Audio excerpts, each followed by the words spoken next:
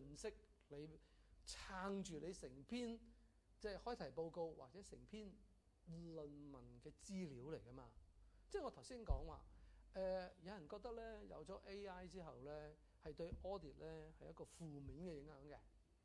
咁你揾到一篇係咁，揾多2篇，揾多3篇，咁你個 caption 就係 effect of OK the challenges of auditing in AI era。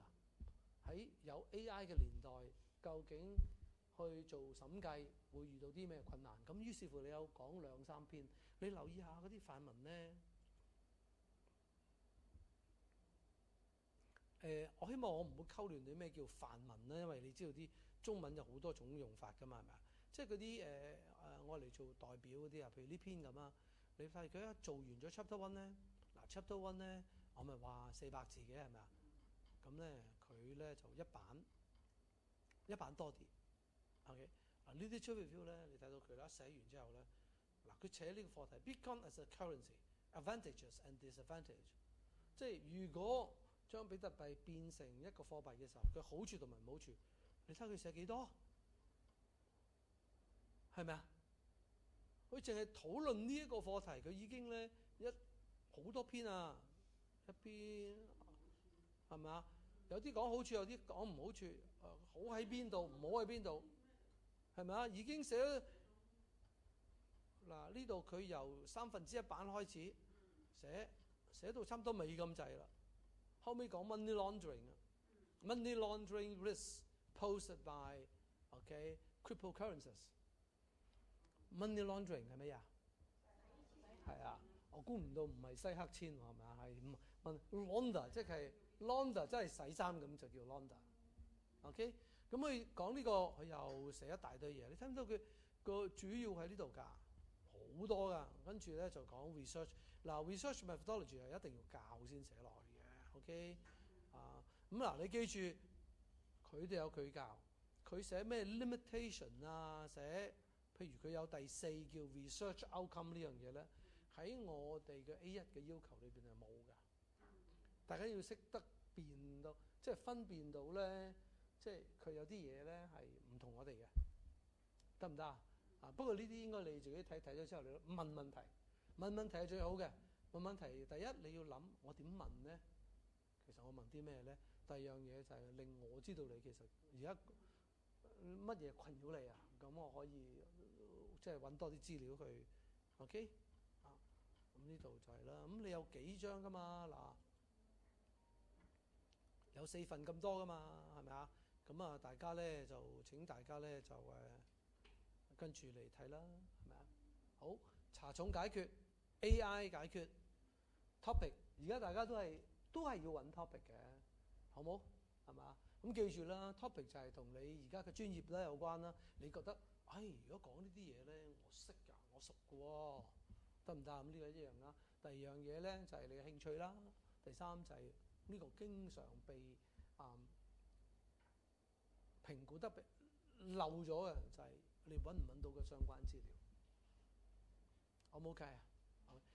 好，我哋頭先問咗，好 CG 再舉多一次啊 ，corporate governance 1個2個，咦齊啦4個啦 ，CSR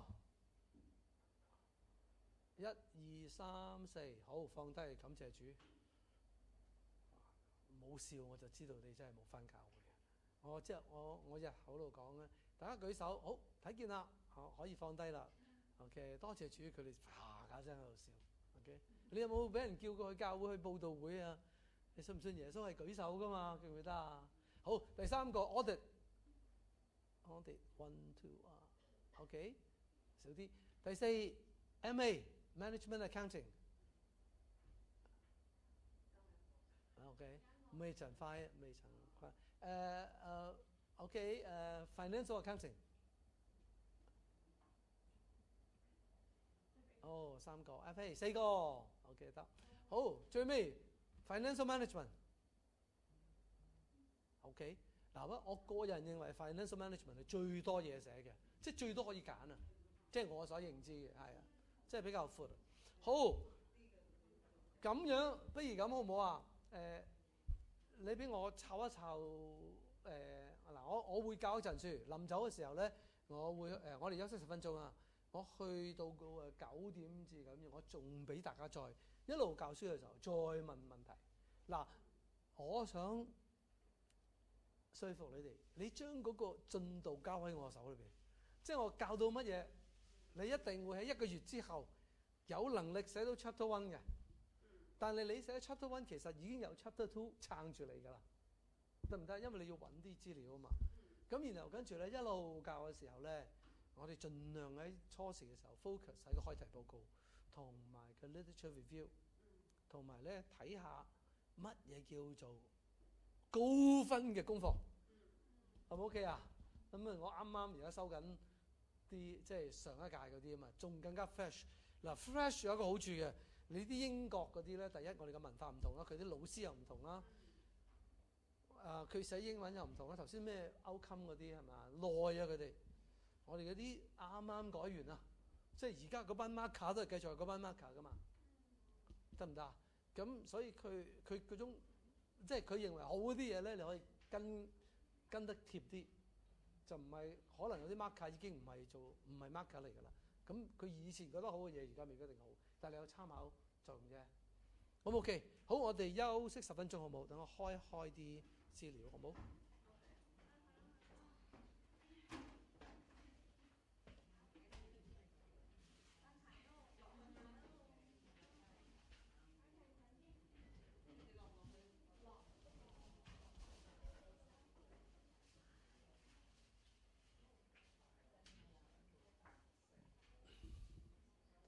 嘿，有冇人冇仲未揀㗎？頭先唔記得咗問添，係咪舉晒手添？揀咗未啊？哦，OK，CSR 啊，穿錯咗。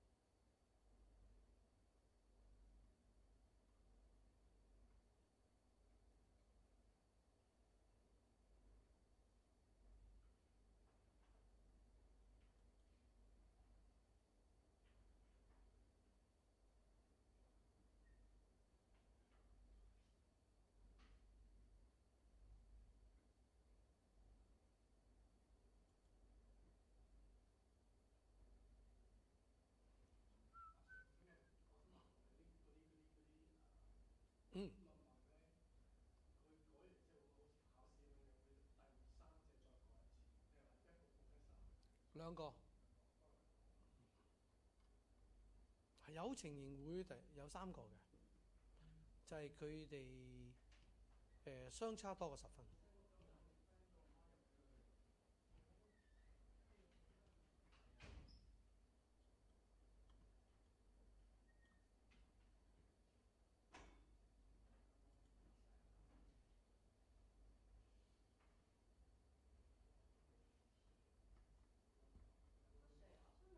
係，你唔使知，你就係你想做乜就做乜㗎，重複都唔緊要嘅，冇話唔準重複嘅，因為你 suppose 唔知㗎嘛。我真係好想做，佢又好想做，咪一齊做咯。係啊，真係冇一個明文嘅規定。當然啦，即係你 exactly 你好難。我當你 A 同 B 兩個人都係想做嗰類別嘅嘢，冇理由完全一樣噶嘛，個機會係好低嘅。但係譬如我哋大家都係做緊咩AI 年代嘅，其實 AI 對好多嘢都有衝擊啊，係咪啊？或者咧點樣善用 AI 喺呢一個某個即係流程咁樣先算啦，都唔出奇嘅，係啊。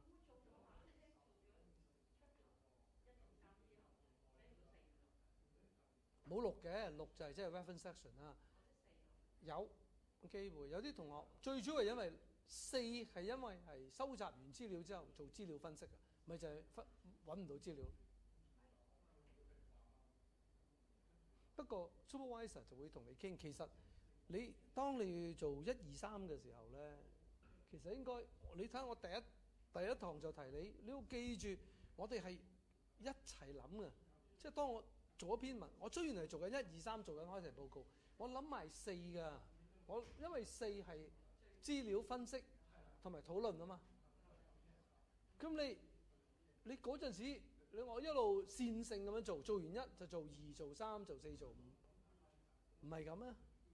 即係你而家已經諗，如果我由頭到尾都知道係冇，好難揾到嘅。你已經要嘗試去揾下有冇嗰方面嘅論文啦，有冇方面嘅資料啊，或者數據去支撐住你。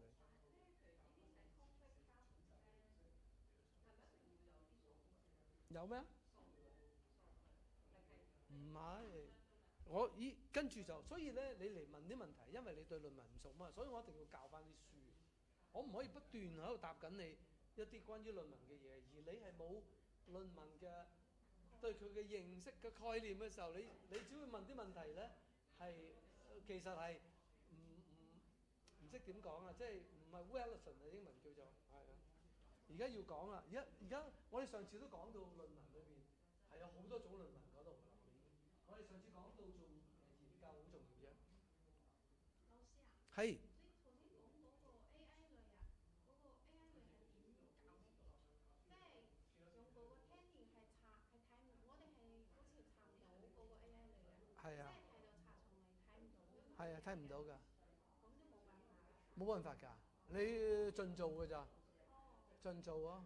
又或者好似我頭先咁啊，你揾幾個同學一齊睇下個坊間咧，佢哋話有啲人喺淘寶揾到喎，去買佢啊，買佢嗰個 AI 啊，嗰個係啊，有呢個服務買到㗎，佢俾個 account 你。有啲軟件可以查到 AI 類㗎係嘛？係唔係直情係買到 Turnitin 㗎？佢個係啊大學。係啊，係係，但係坊間有人賣出嚟。哦，咁樣㗎。嗯。我上次俾你睇嗰個連結，唔係俾你睇咗一個連結咧，就係我哋以前大學用㗎嘛，就係我哋係睇唔到嗰個嘅，即係睇唔到 AI 係睇唔到㗎。睇唔到 AI 類型啊？睇唔到㗎，睇唔到㗎。係，我哋老師睇得到，你睇唔到。係啊。嗰個 AI 類係50以下係嘛？50樓下。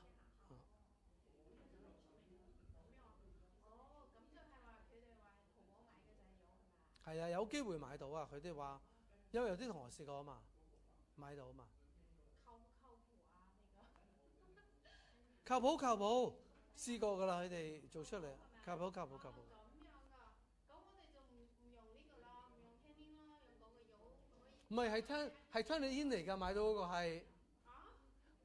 其實就係咁嘅，有啲巴基斯坦啊，因為佢係老師，佢係教授，但係佢哋係巴基斯坦孟加拉嘅大學嘅教授。咁個大學買咗，佢將自己嘅 account 咧擺喺個市場度收錢去增加佢哋自己嘅收入。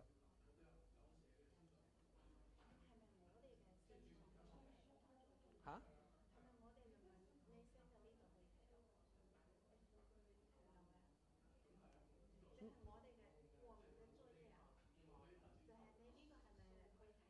我睇唔到㗎，因為咧你仲有一樣嘢咧，就係、你 send 咗上去呢啲咧，我只能夠呢個功課整一個連結出嚟，你抌入去咧，你自己再入去嘅時候會變咗100%㗎啦，因為佢已經入咗去佢嗰個 database 個系統度嘛，所以唔得㗎咁樣，係啊。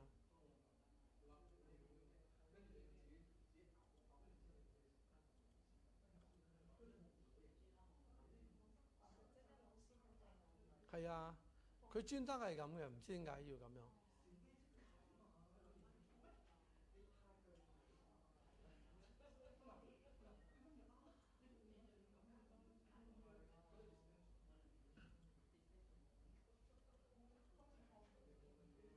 去咗邊咧？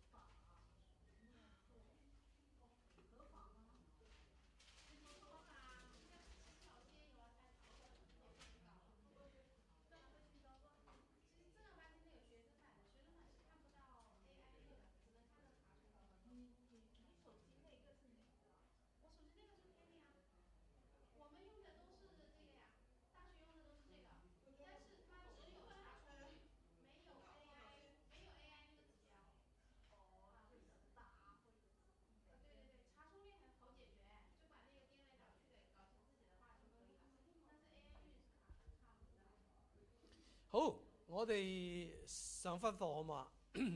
嗱，上次咧我哋咧就係、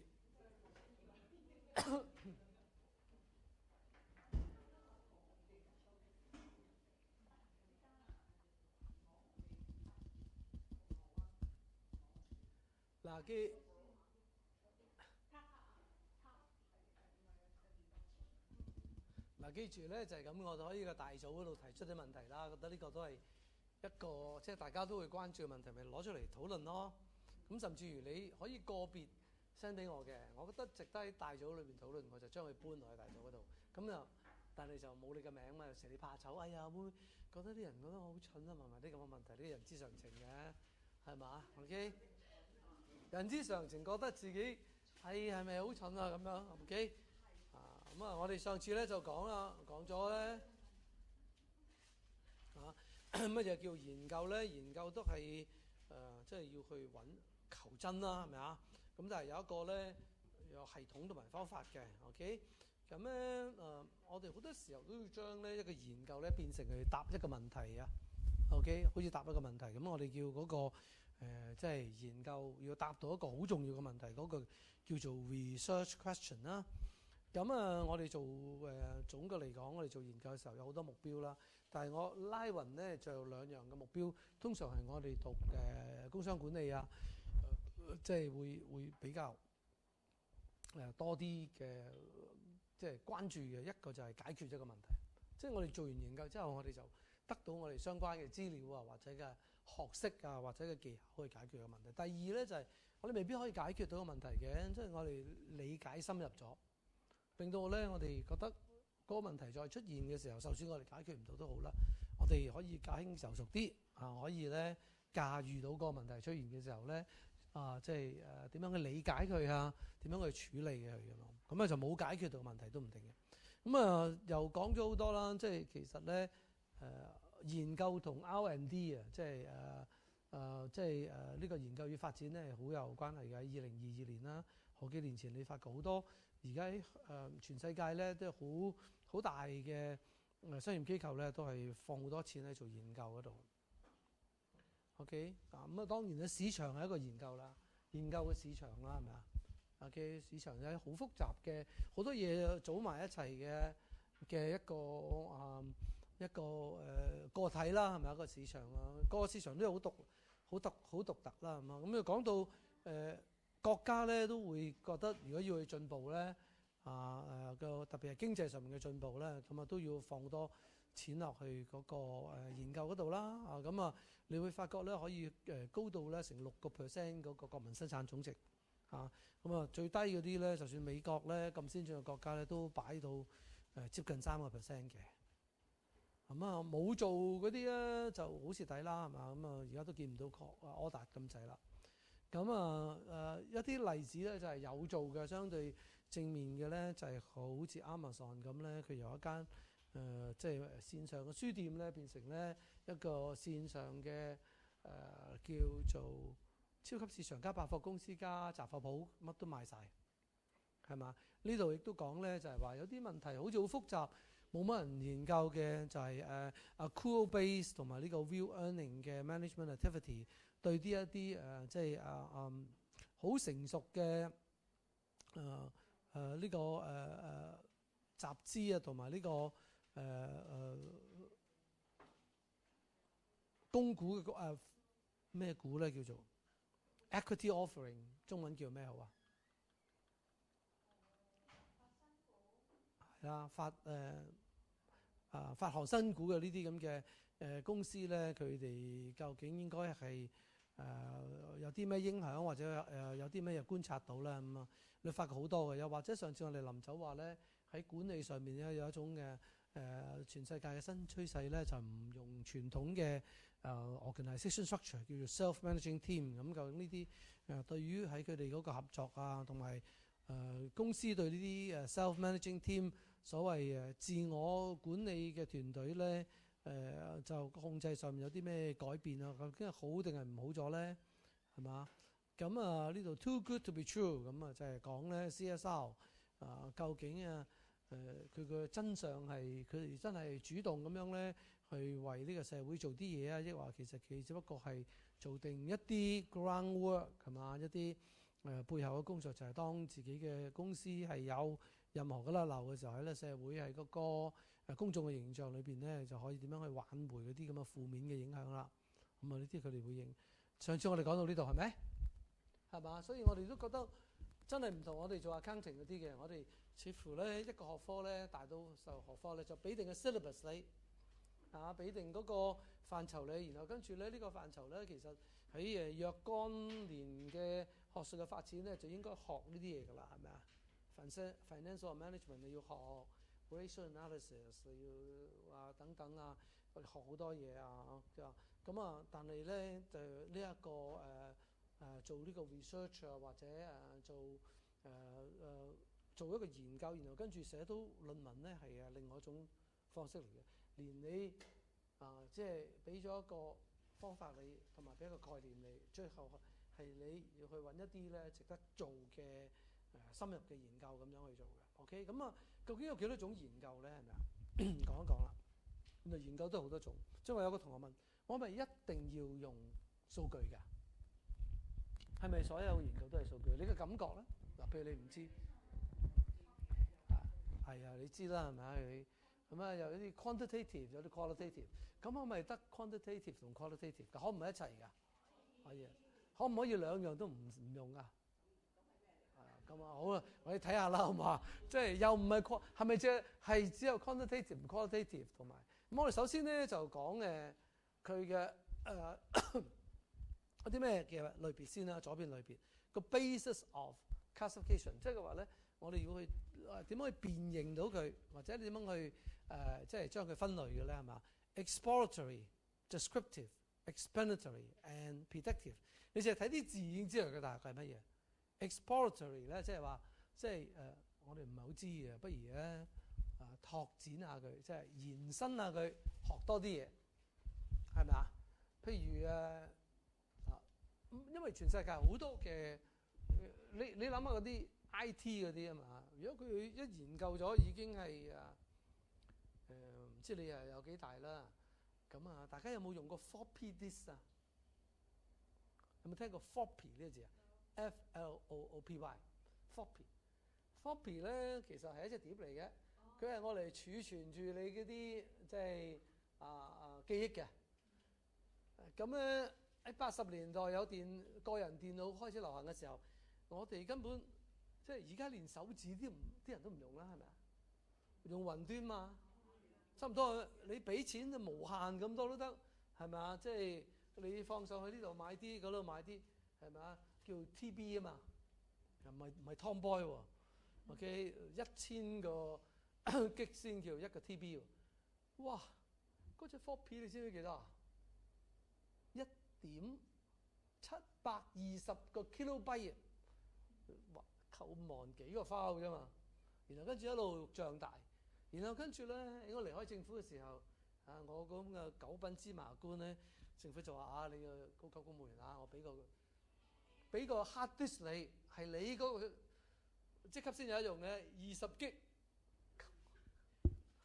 千幾蚊啊，大佬，千幾蚊，好似呢個大約好似呢個電話咁啊！你有條 USB 周圍黐嘅，好犀利㗎啦，20 G 係咪啊？點知咧而家教下我哋嘅啫，我個 stick 都128 G 定係64 G 啦，都冇人用啦。哎呀 Sir， 我就自己用手指啦，我可以周圍去啊嘛。咁我啲學生做呢個presentation 嘅時候，咁我話你哋有冇帶自己嘅 memory 啊？要 download 啲嘢落嚟？冇喎。咁咪點啊？喺雲端咯，你等我一陣啦，咪 log in 啊。呢個就話唔記得個 password， 嗰個就話唔係最新咁咯。我話你哋唔使 present 走啊。佢話點解啊 Sir？ 你用咗20分鐘喺度搞你個電腦都未搞掂，一路研究到雲端已經係記憶體啦，係咪啊？佢咪就一路，佢如果佢唔做 exploratory 嘅嘢，一路延伸拓展嘅時候，佢點會一路進步啊 ？descriptive 咧呢啲咁樣咧就係、好多種嘅。你都記住，我哋而家係工商管理accounting under， 但係我哋可以 descriptive 嗰啲可以歷史啊嘛。你點樣形容呢件事件啊？你點樣形容5月35號啊？唔準講嘛，有啲嘢係咪？你要唔要再研究啊？咩叫 explanatory 咧？有啲嘢仲未解釋到啊！你要我哋要解釋，可唔可以揾到一個原因解釋到？點解咁嘅？做咩研究下呢個 Donald 登係嘛？唔係 Donald Trump， 做咩要冇周圍喺度扭打，又打呢度又打嗰度嘛？打完人哋好叻咁樣將人哋老咗個總統，呢度又話要令又要教訓人啦，係嘛？好多呢啲咁嘅嘢。Predictive 咧就係你諗下做嗰啲投資啲人，我識得我喺教會㗎嘛，咁有啲年青人，我同佢哋一齊長大，睇住佢。喂，你而家做乜嘢？大學畢業生，我幫緊啲人哋請咗我啦，佢啲電腦好叻嘅，女仔嚟喎。幫我追蹤嗰啲股票嗰啲價格啊！哇，你追唔追蹤到啊？佢話梗係追蹤唔到啦。佢如果追蹤到，我都唔使幫佢做工啦。但係佢會有好多 model 喺度追蹤嘅，有啲股票佢追蹤到，咁你就買啊！咁真係會咁啊 ！predictive 啊嘛，你見唔見啲專家就出嚟同你講啊？喺26,350點咧就有阻力啦。我成日都諗，你點知啊，大佬？你咩料會知啊？你講得啱，你自己做咗啦。你喺嗰度停滯嘅時候，意思你未去到嗰點你就買啦，係嘛？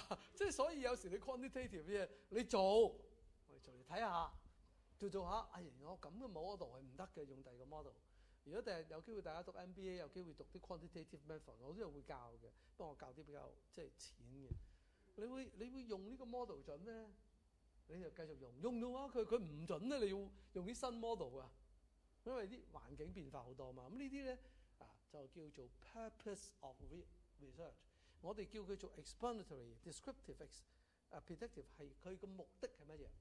所以你唔好話research 得 quantitative 同 qualitative。有時 research 咧，我哋係講緊佢個目的，有咁多種唔同嘅目的，唔同嘅學科咪有唔同嘅目的咯，係咪啊？科學嘅學科佢啲目的係乜嘢？explanatory 啦、predictive 啦、exploratory。文學嗰啲咪 descriptive 咯，係咪啊？或者社會科學點解有咁嘅社會現象嘅？得唔得啊？點解咧男女咧全世界都中意睇男團女團嘅？以前咪一個人喺度唱咯，係咪啊？就係啲人悶啊！你啲人就覺得你喺度唱揸住啲咪，大家知唔知道個歌星唱歌好聽，叫關正傑啊，已經移民咗去美國。啲人就話：哇，真係唱歌真係好聽，不過同買碟冇乜分別，同播碟冇乜分別係嘛？後來走咗出嚟，做咗個 Michael Jackson， 而家套戲啊，做 Michael Jackson， 大家知唔知啊？我好中意睇 Michael Jackson， 我都唔知點解佢個身體可以喐成咁嘅，點解會咁樣好似個機械人咁？幾多人學啊？其實而家啲人都係學佢啊，係咪啊？咁樣係嘛？你解唔解釋到佢點解可以睇上嚟 moon？ 你識唔識 moonwalk 啊？你唔係你知唔知？你可唔可以行到 moonwalk 啊？我行俾你睇好嘛？嗱，我以前咧去北角嘅一間食嗰個市政大樓啊，唔知幾多樓咧。嗰個老闆咧咁上下咧就揸住支酒 moonwalk 喺你面前咧，喂飲，梗係收你錢啦。其實開咗支酒啊，啤酒就喺你面前，跟住就用 moonwalk 走嘅。佢係開完支酒咁，跟住佢就向後褪咁就走咗噶啦，好勁啊！所以你諗下係咪啊？點解得㗎咧？嗬？點解你記唔記得 Michael Jackson 係可以傾斜到唔跌㗎喎？唔除咗係個腳啊，腳有個嘢撐住俾佢。不過唔講呢啲啦。點解嘅咧？你慢慢問啦，係咪啊？第二個咧就係你大家所講，亦都係最重要，就喺個過程啊個流程裏邊，我哋係 quantitative 同埋 qualitative。嗱，呢個係好重要嘅 concept， 俾我講多少少。做咩要 quantitative 啊？譬如我話，我哋呢班人好後生啫嘛，我呢個係咪 quantitative 嘅論述嚟啊？我呢個 description 啦係 qualitative。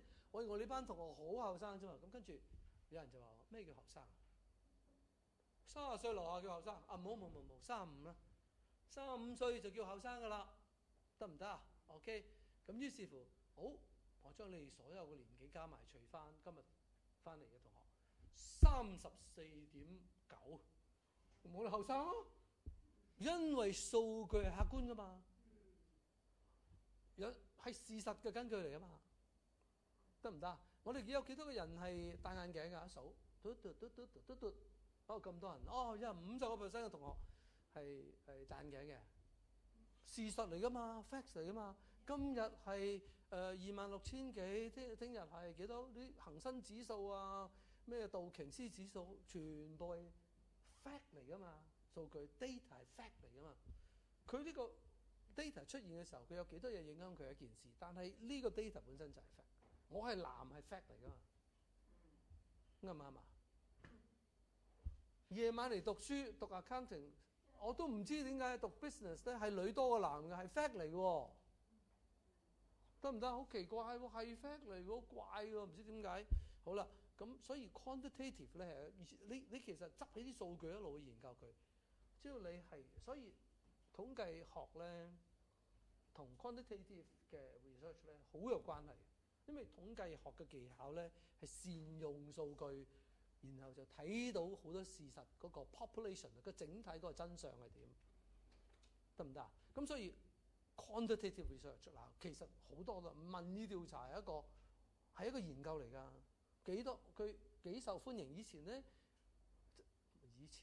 就俾人拉我，即係你有選舉嘅時候，啲人喺門你選邊個啊？跟住啲人就報告話而家咧邊個勝算高啊？但係有幾多個誤差率？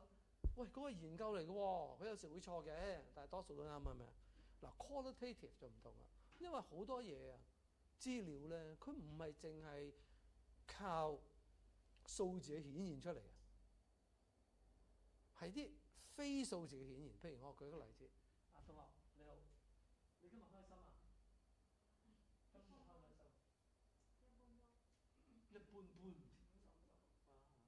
理解係50-50啫，一般般即係嗱，我不如咁啦，0係好唔開心，10好開心，你幾多啊？5啦，係咪啊？即係中間整到50出嚟，跳出10嚟都唔喺我 scale 嗰度啊。OK， 嗱嚟咯喎，我間硬量化佢啫嘛。我想問下你啦，你而家係5啦，就為咗話幫我聽你一般般啦。但係我想問下你嘅開心嘅4同6係點分嘅？即係如果0至10係你開心同埋唔開心啊，你係第4點或者由4，你嘅4.5同6.5有咩分別啊？我諗你講到今晚都講唔服我啊，因為嗰個係一個形容詞嚟㗎嘛，嗰個係一個 qualitative 嘅嘢嚟，你點可以 quantify 嘅？即係其實好難㗎，係咪啊？你中唔中意啊？你滿唔滿意？你盡量量化佢啫嘛。但係其實係一個 qualitative 嘅嘢嚟，尤其是咧如果我哋而家因為大家知唔知我哋呢個你哋做緊嘅功課喺我哋係叫做做二手數據收集方式。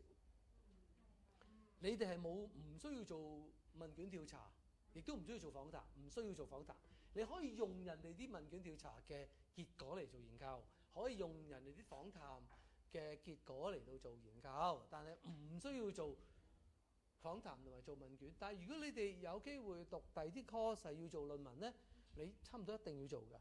嗰個叫一手數據，你親自去訪談，聽下啲人講。嗰啲人唔會話我而家7、8、9、10啊，我而家1、2、3、4、5同埋6、7、3、2、4。你話你講乜鬼？你估你林子祥唱嗰首歌咩？係嘛？即係數字歌嚟㗎嘛？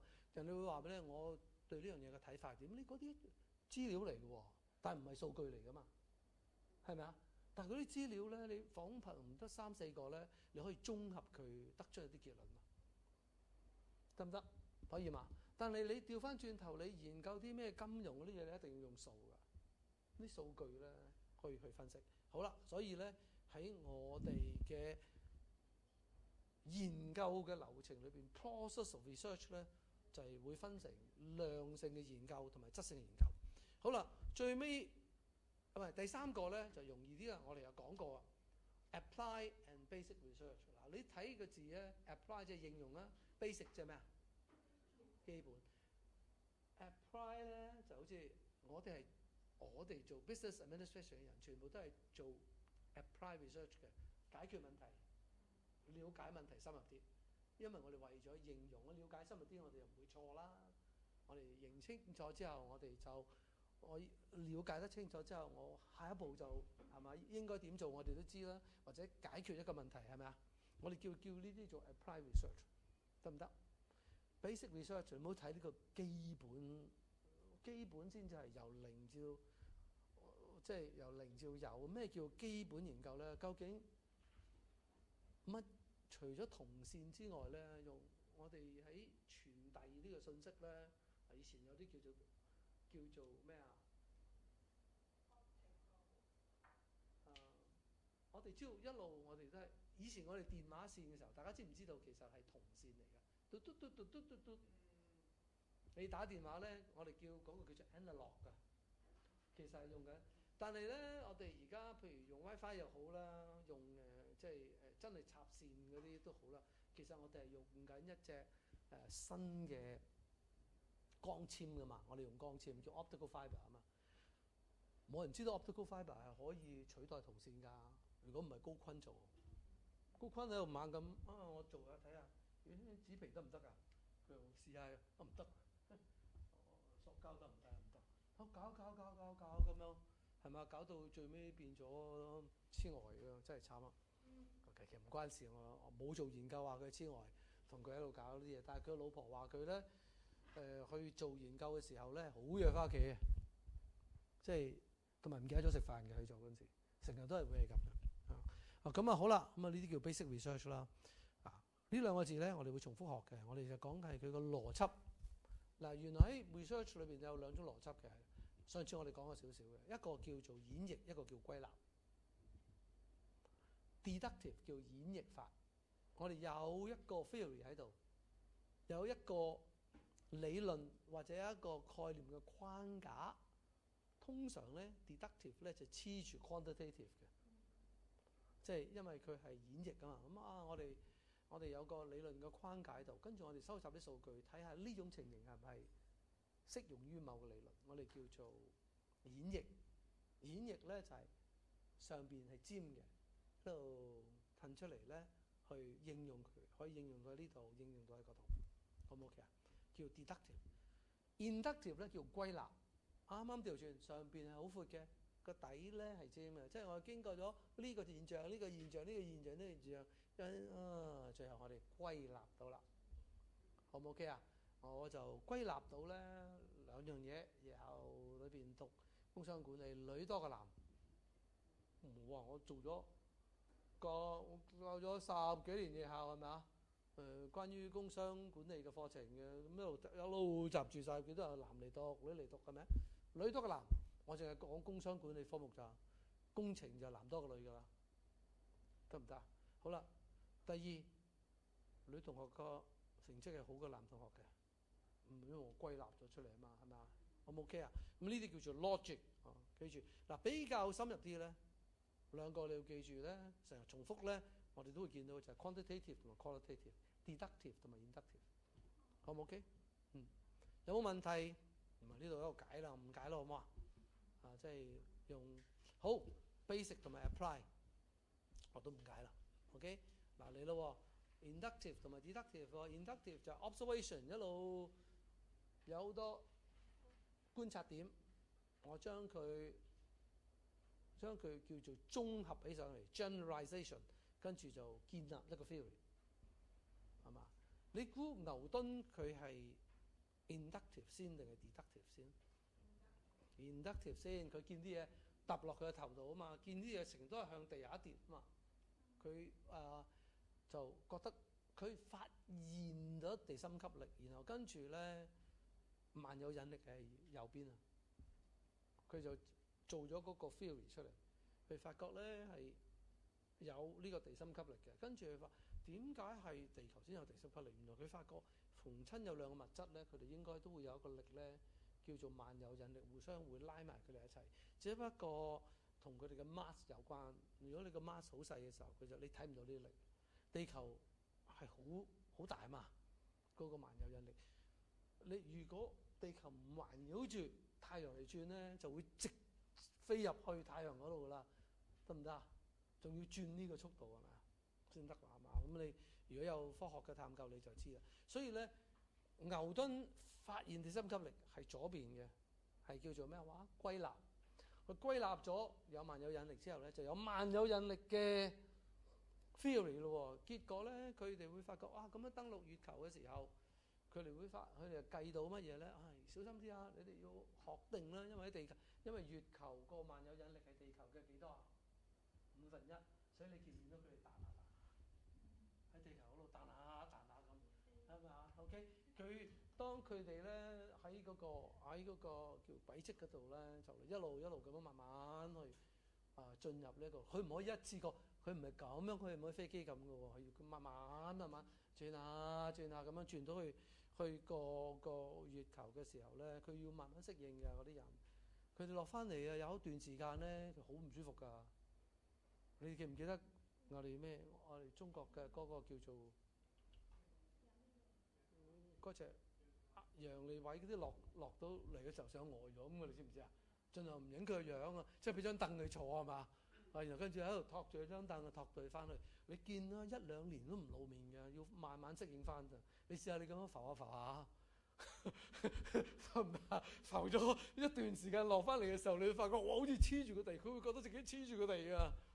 即係你會諗下你慣性咁啊。OK， 好科學化嘅。OK， 好啦 ，inductive 嘅 research 咧，嗱，我講俾大家聽咧，我哋差唔多咧，呢一個咧喺我哋嘅我哋嘅研究裏邊咧，必定會經過呢一個歸納法scientific observation、pattern recognition 同埋 general conclusion 就叫 induction， 得唔得？OK 譬如你發唔發覺有個名啊？如果男仔叫咗強，通常叫咩強啊？小強都好嘢，好嘢，叫孱仔強喎，係咪啊？你發唔發覺啊？蛇仔明喎，係咪啊？孱仔強，蛇仔明，女唔講啦，太肉酸啦。OK， 咁啊，所以咧可能就係佢哋就有個佢做咩要改叫做阿強啫？佢阿爸阿媽就佢一出世之後好撩瘦啊，好多病，都係改個名叫做阿強，係咪啊？好似你係喎，有冇人記得我叫咩名啊？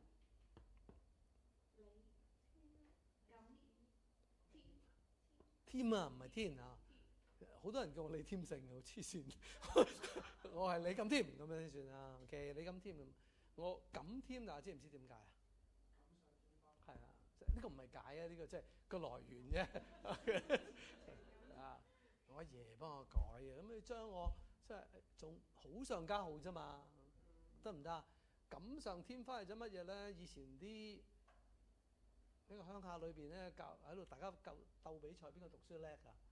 咁咧，如果有個人讀書叻嘅，即係考7、9個 A 啊，咁啊7個5星星啊咁樣，咁就到門啊，或者有啲錢啦，佢到門咧有條錦喺度，即係特別靚啲嘅，即係整條嗰啲好靚嘅絹喺度錦上添花。仲叻嗰啲咧，中咗榜眼啊，做咗高官咧，仲整啲花喺條錦上邊，所以咪叫錦上添花，咁啊錦添咯，所以幾鬼俗㗎你諗下。你哋唔笑嘅 ，OK， 好多人叫錦添嘅，逢親咩姓我都見過有錦添咁滯啊，真係㗎。OK， 好嗱咁啊 ，deductive 咧就係有 theory， 跟住咧我用呢個 theory 演繹一個我哋所謂咧要 hypothesis 啊，一個假設，然後跟住我哋收集數據咧，睇下啲數據符唔符合到呢個假設，所以一定咧要用 stat 嘅呢啲。我哋比較少用呢個，不過如果大家揀到個題目用 deductive 嘅咧，都可以傾下嘅，係咪符合到啊？咁啊，有啲數據收集啲數據分析咗之後發覺咧，咦？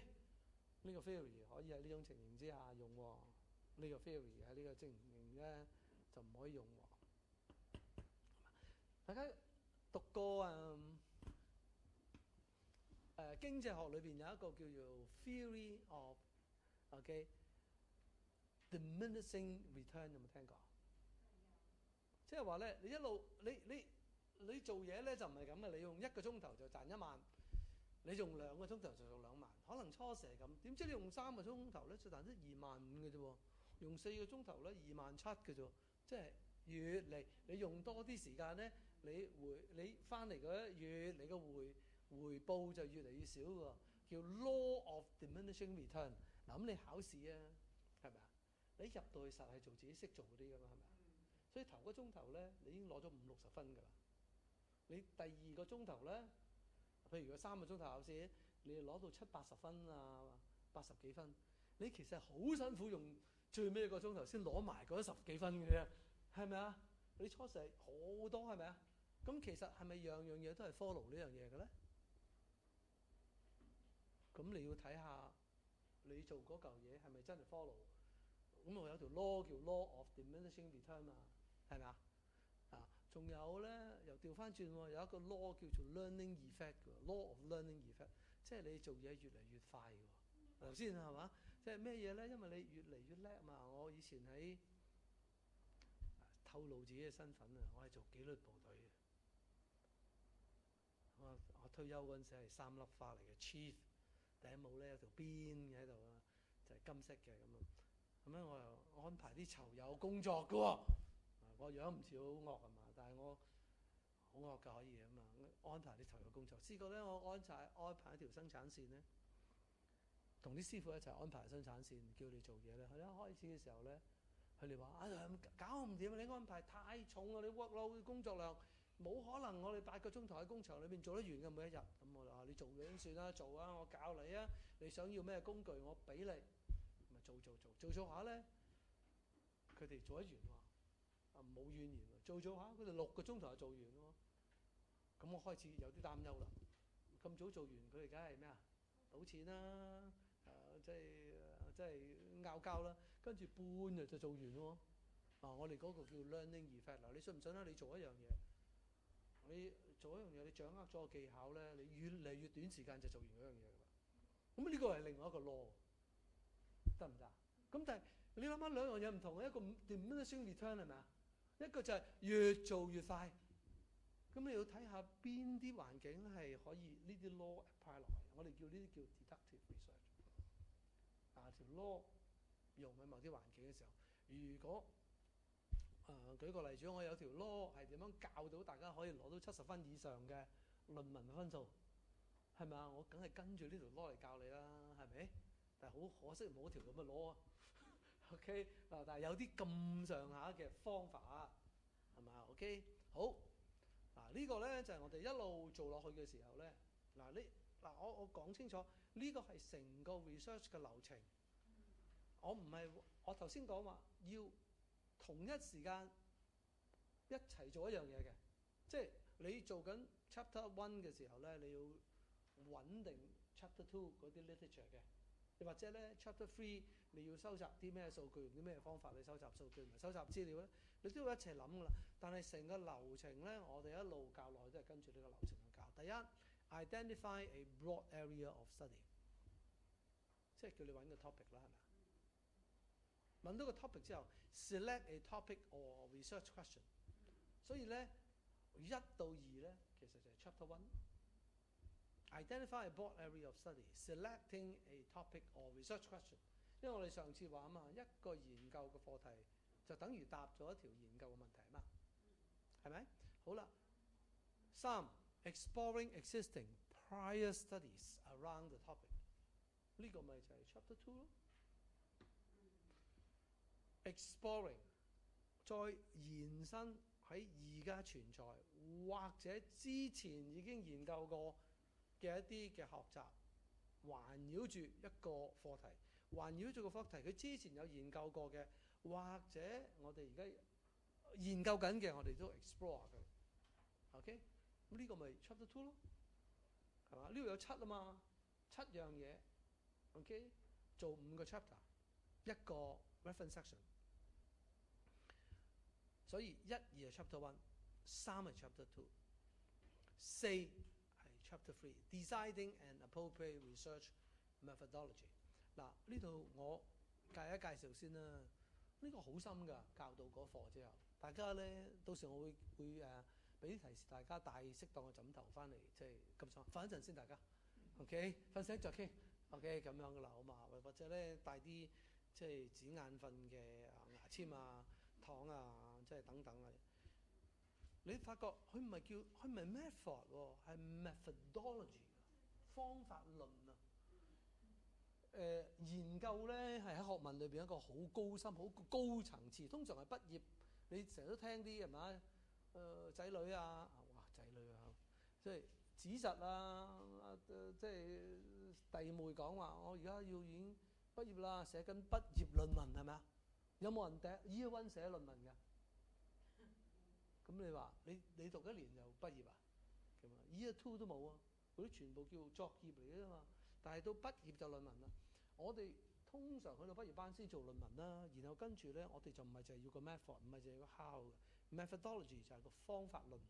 即係話我最尾揀咗 quantitative method 裏邊嘅嘟呢個方法，你就要講幫我聽，你點解要咁樣？我成日都話個 why， 點解你揀呢個方法？點解你揀訪談啊？點解你揀問卷啊？點解你揀兩樣都唔係？我淨係揾晒所有嘅 literature 相關嘅，我綜合佢。點解啊？嗰個就叫方法論啦，係嘛？到時我哋講多啲。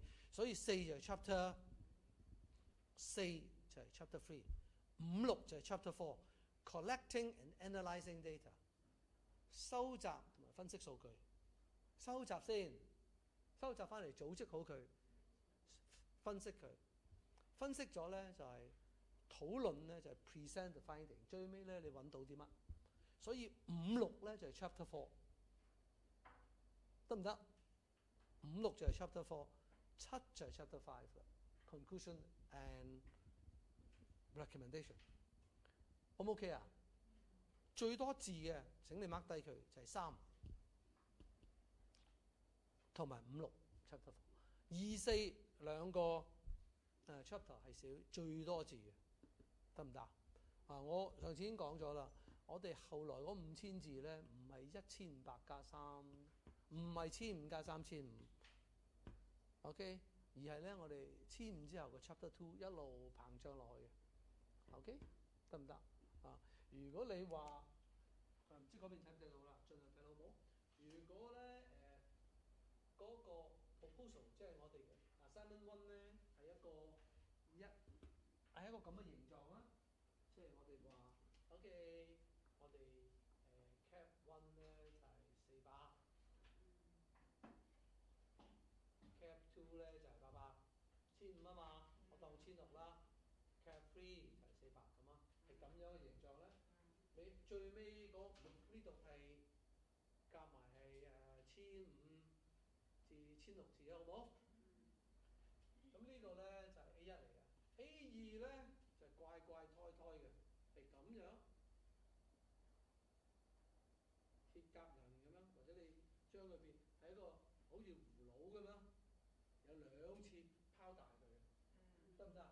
呢個型係1，呢個係2，呢個係3，呢個係4，呢個係5咁。2次咧都係呢度最多字。OK 啊？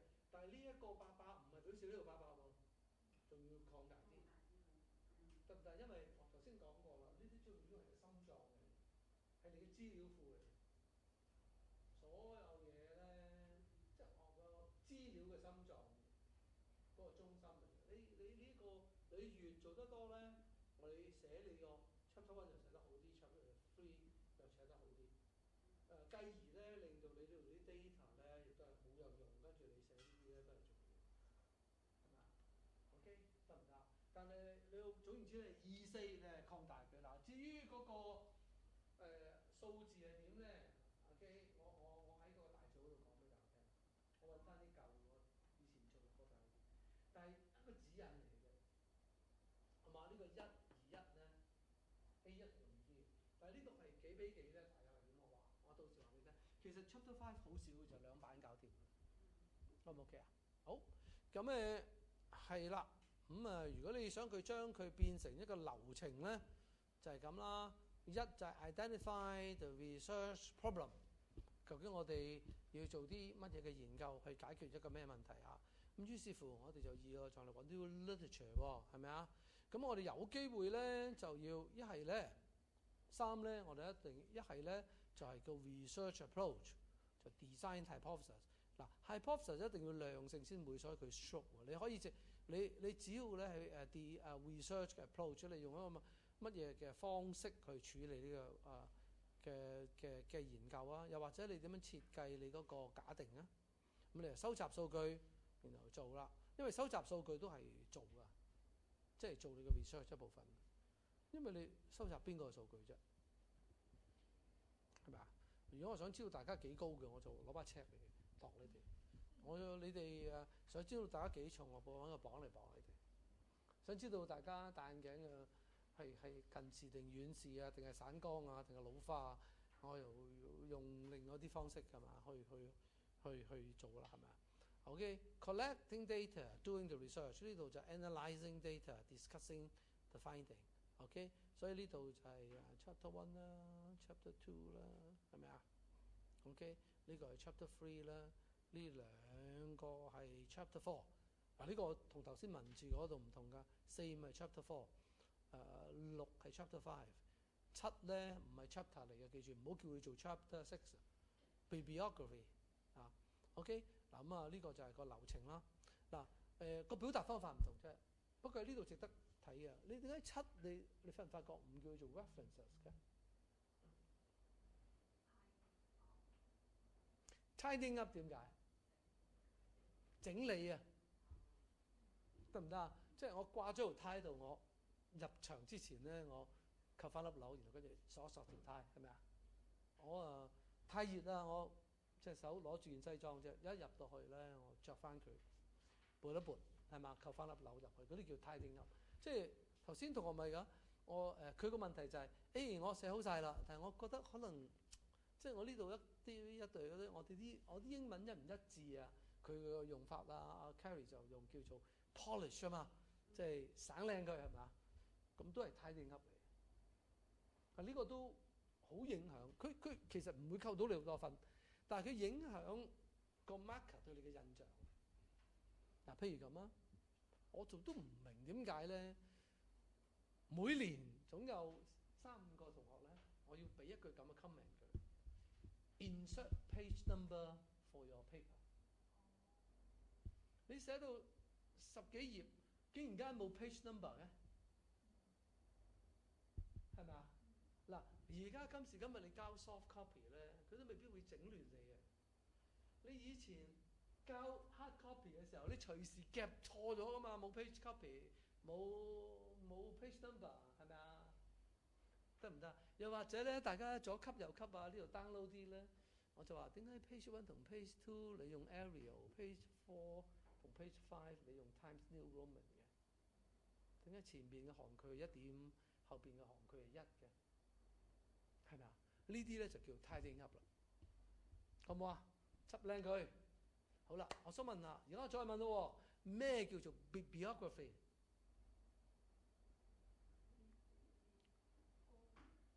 喂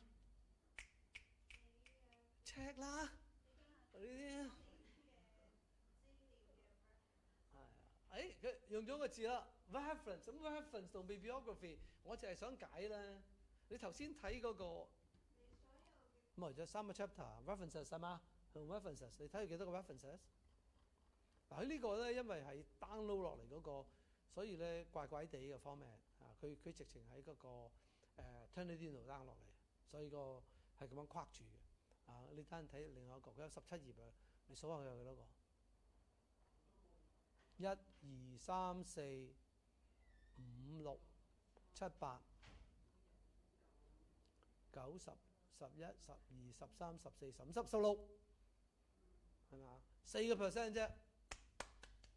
好嘢係嘛？4% 咁啊，原本都78分，好高分啊，高啊！不過我相信呢一屆會有更高分嘅同學。我根據我嘅 qualitative 嘅 assessment 啊，冇 quantitative 由你哋證明 ，OK？ 而家我 qualitative scan，OK？係，因為甚少嘅班咧，第一堂出席同第二堂嘅出席咧係差唔多嘅。通常第一堂嘅出席相當高嘅，接近全部出席嘅。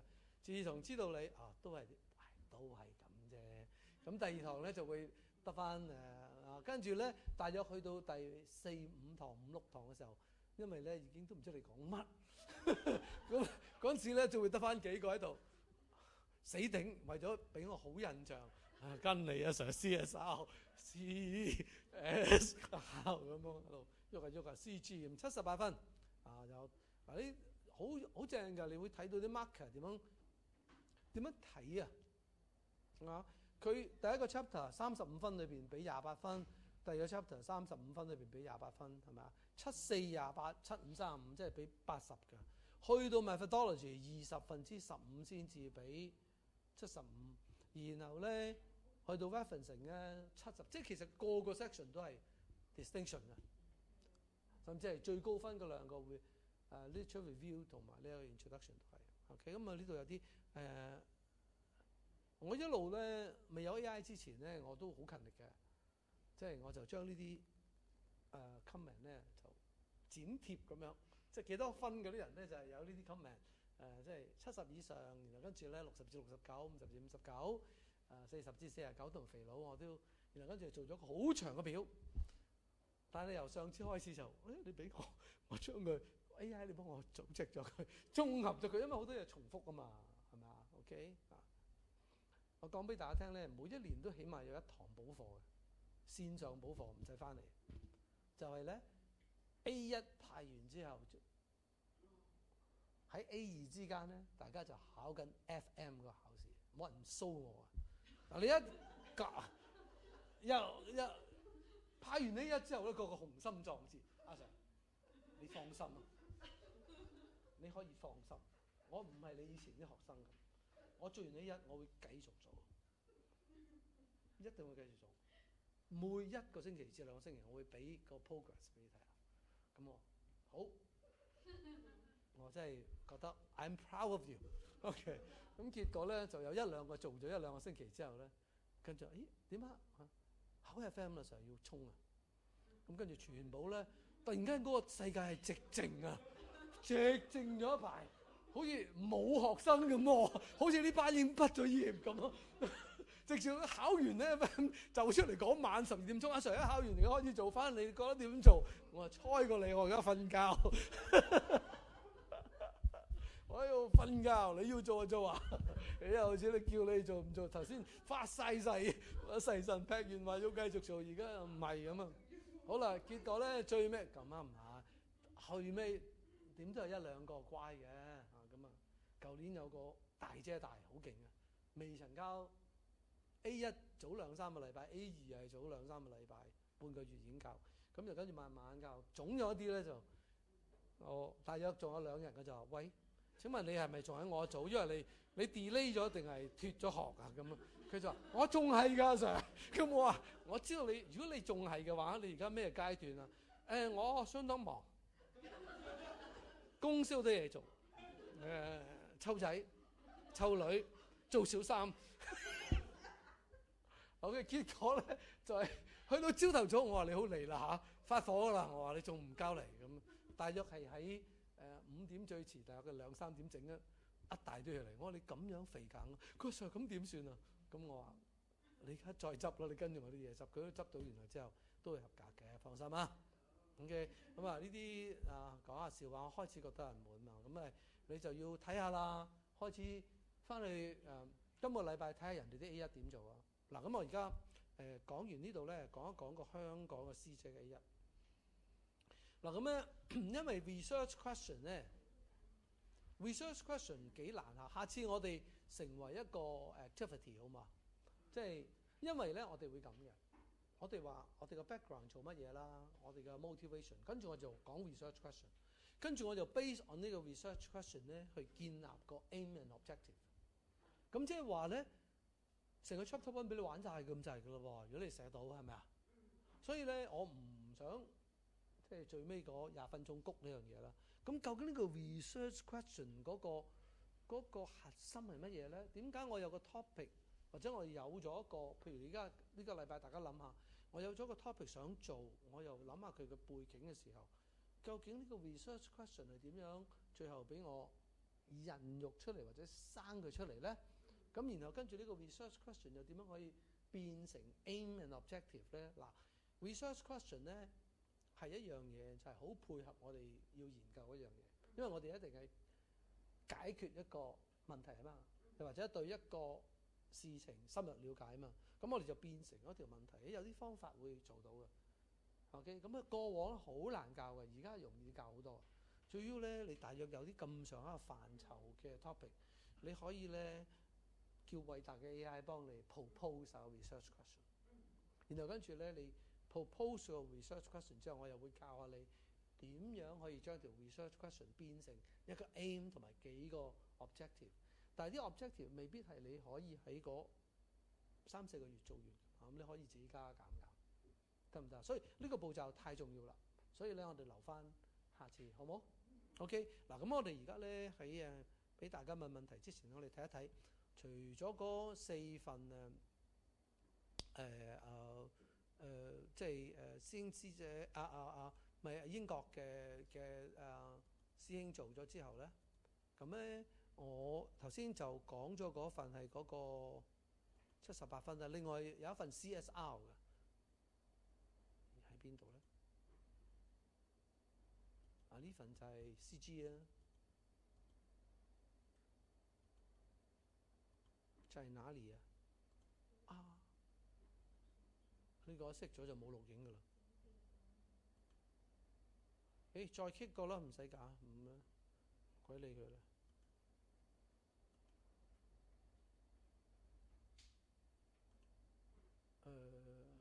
嗱，你可能睇到我呢度，嗱，我唔記得咗佢70幾分啊，係75啦，定係 whatsoever 啦？睇到嗱，呢個好香港模式㗎。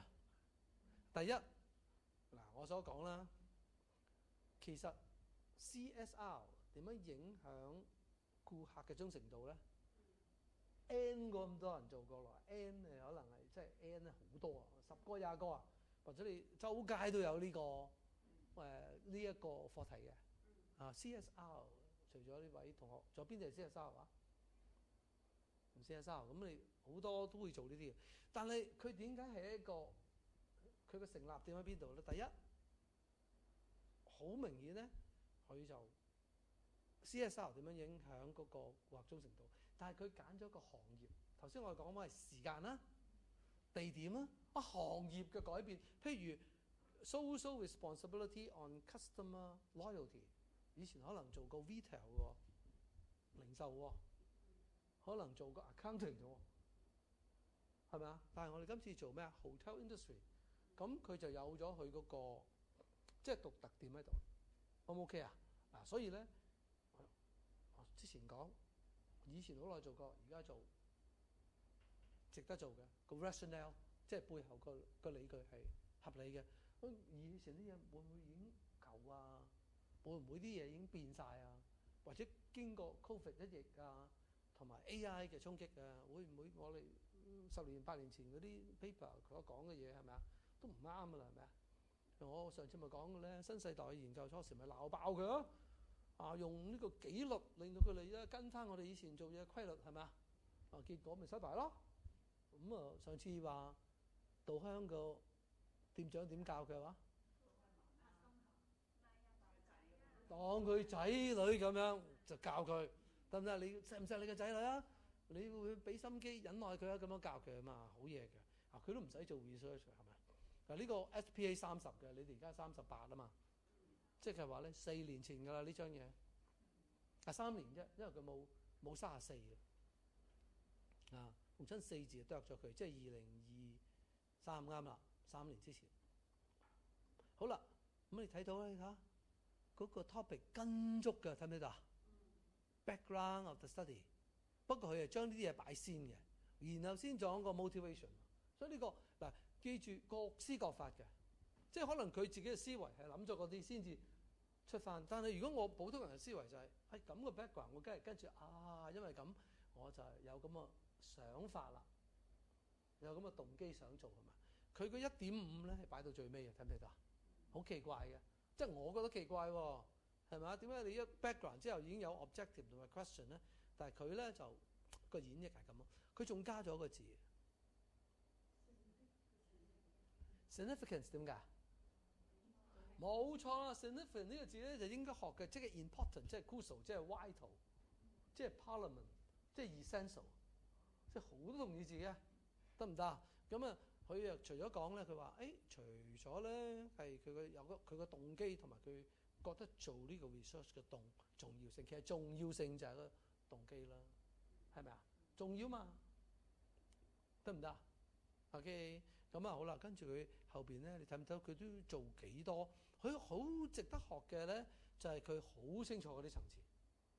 你發覺佢所做嘅嘢咧，全部咧係按住佢有一個 structure 去做嘅。例如佢首先 define 咗 social responsibility 先，跟住佢個題目裏邊有 customer loyalty 啊嘛，佢 define 埋咩叫做顧客忠誠。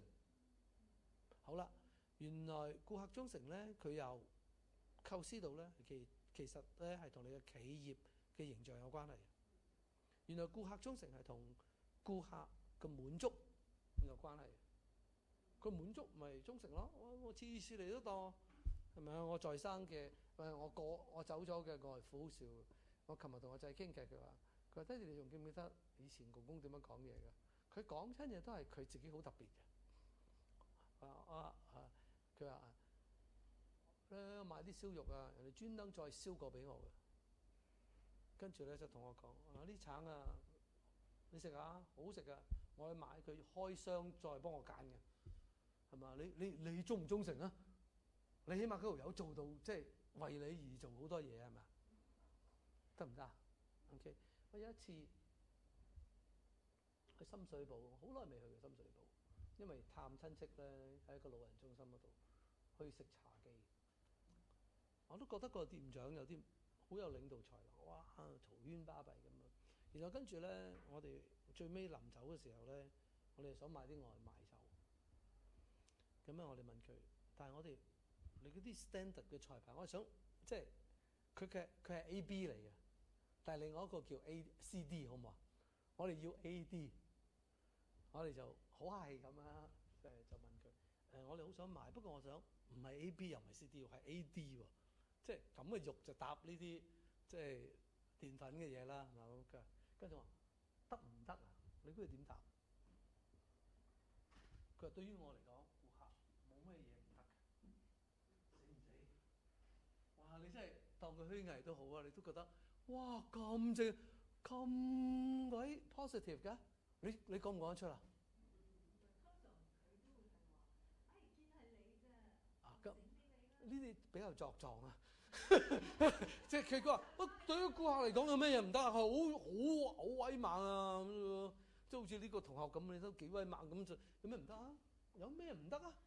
你好舒服係嘛？得唔得啊 ？OK， 我喺Starbucks 飲過一次咖啡，我冇講過俾你聽啊！飲，我嗰陣時同老婆逢禮拜五晚就去出街擺低啲細路仔。因為啲細路仔細咧，老婆成日掛住啲仔女，我好似冇咗地位，冇價值，好慘啊！你知唔知？男人冇價值好慘啊！你翻去諗啦，嗱啲嫁咗嗰啲啊，唔該好好地檢咗嗰次，翻去啊，今日買排朱古力俾老公，你翻住佢話點解你做咁好？你話老師叫嘅咁啊，不如我哋睇啲書睇到話不如我哋要有啲時間咧，係淨係我兩夫婦傾偈，咁我哋就走咗去中環嘅 Starbucks 喺呢個士丹頓街嗰度，咁啊同埋蘭桂坊啊嗰啲周圍去飲咖啡。講我想講個古仔，足見係咁啊，成日都飲到咧，傾偈傾天南地北啊，成嗌交添，即係人哋收檔啊，1點鐘啊，12點幾1點收檔，咁啊熟晒嗰啲店長啊、副店長嗰啲咁樣，佢哋即係唔理喺度拖地啊、埋數都係由我哋傾。咁嗰次咧，我哋最尾話，我哋飲多杯咖啡。之前啲試啲新嘢去食嚟，咁我太太要飲好熱嘅，咁啊佢沖到嚟之後，嗰次一飲唔係好熱喎，咁於是話聲俾佢聽，佢已經對我哋好好嘅，將我哋啲名咧整咗個心喺度，寫埋我哋個名喺度，即係好熟啊已經，即係飲咗成可能1年啊咁樣。跟住佢話，佢一聽到話唔夠熱喎，砰倒咗佢喎，跟住我哋話喂。唔使，我哋淨係話俾你聽，今次唔係好熱，其實飲到嘅，即係其實唔使咁浪費。佢唔係，我哋唔係投訴啊！我哋講，你知唔知佢下一句？哇！真係當時嘅 Starbucks 嘅訓練真係嚇親人，我未聽過一個咁。佢話：你唔使介意喎 ，Tim Jane， 好嘅客人先會投訴嘅，你講唔講得出？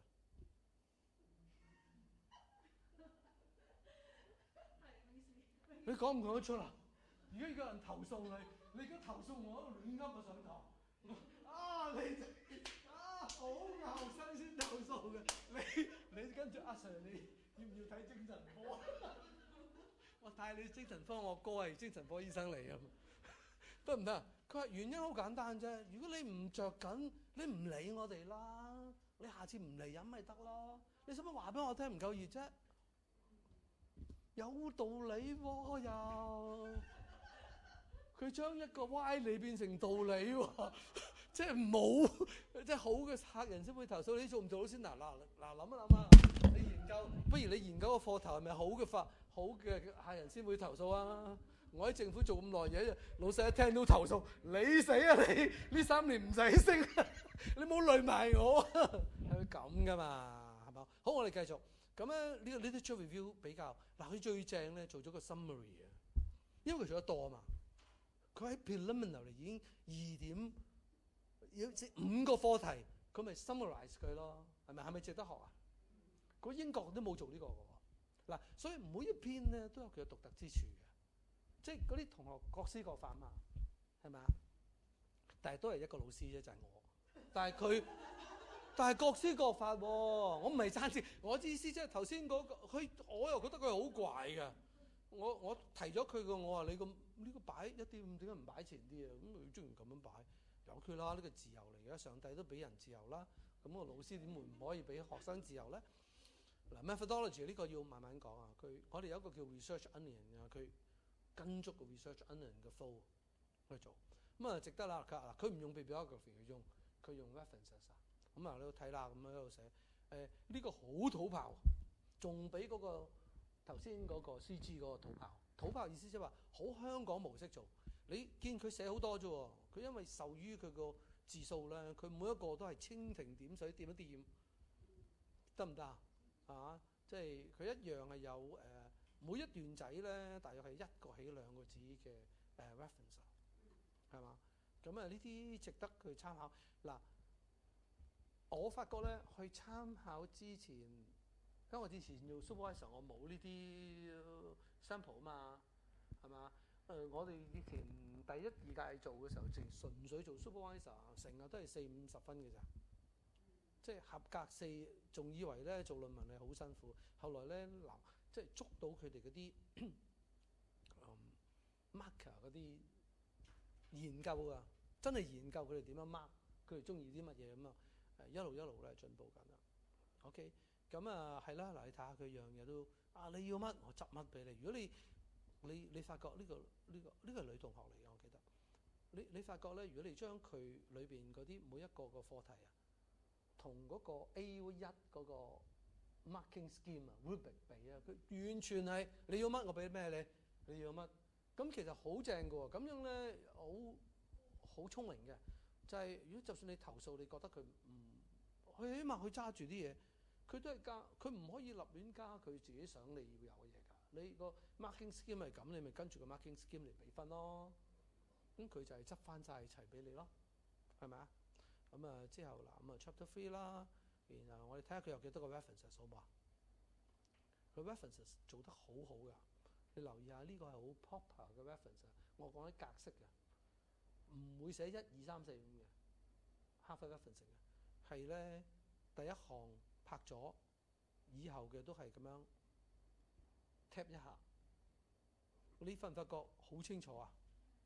每一個新嘅 reference 都係拍咗啊，係咪？因為佢要呢度有少少一個 line space 喺度，結果咧佢都唔使寫1、2、3，你數啊1、2、3、4、5、6、7、8、9、10、11、12、13、14， 14幾好啊！我頭先講咁多，我成日都話超過10個啦，喺proposal 已經係唔錯㗎啦。OK， 咁係咯。咁嗱呢個又可以大家翻去睇下，係咪啊？睇一睇香港嗰2個好唔好？咁啊下一次翻嚟就提出，好嘛？咁啊同一時間咧，亦都咧大家定咗個 stream 啦，可以去係嘛？